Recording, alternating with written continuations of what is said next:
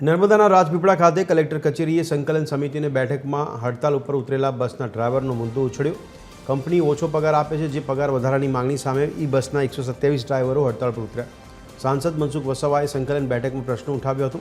મનસુખ વસાવાએ કહ્યું કે સ્ટેચ્યુ ઓફ યુનિટી પર કામ કરતા કર્મચારીઓને સરકારી ધારાધોરણ મુજબ એમને પૂરતું વેતન મળે છે કે નહીં તે જોવું અને ન મળતું હોય તો મળવું જોઈએ। આ પ્રશ્ન તાત્કાલિક સોલ્વ થવો જોઈએ તેવી રજૂઆત કરી હતી।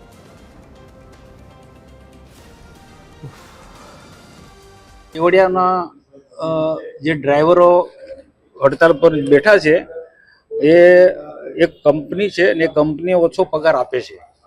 એ ઓછા પગાર બાબતનો પ્રશ્ન હતો, તો એ પ્રશ્ને આજે મેં ઉઠાવ્યો અને મેં કીધું કે ભાઈ આ પ્રોજેક્ટ પૂરતું જ નહીં, સ્ટેચ્યુ ઓફ યુનિટીની અંદર જેટલા જે અલગ અલગ જે પ્રોજેક્ટો ચાલે છે એ બધા જ પ્રોજેક્ટમાં કામ કરનારા કર્મચારીઓનું સરકારી ધારાધોરણ મુજબ એમને વેતન મળે છે કે નહીં, ન મળતું હોય તો એને મળવું જોઈએ।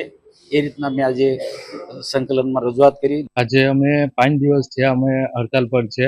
અહીંયા આપણે ટોટલ ડ્રાઈવર છે 127 ડ્રાઈવરો છે ને અમે સીઓ સાહેબને બી રજૂઆત કરી છે, અહીંયા ઓફિસમાં બી જઈ આવ્યા છે, તો અત્યાર સુધી હજુ કંઈક અમારું નિરાકરણ નથી આવ્યું। અહીંયા અમે અમારો પગાર વધારવાનો જૂનો જે પગાર ચાલે છે એ પગાર અમને મળવો જોઈએ, એ મુદ્દો લઈને અમે બેઠા છે।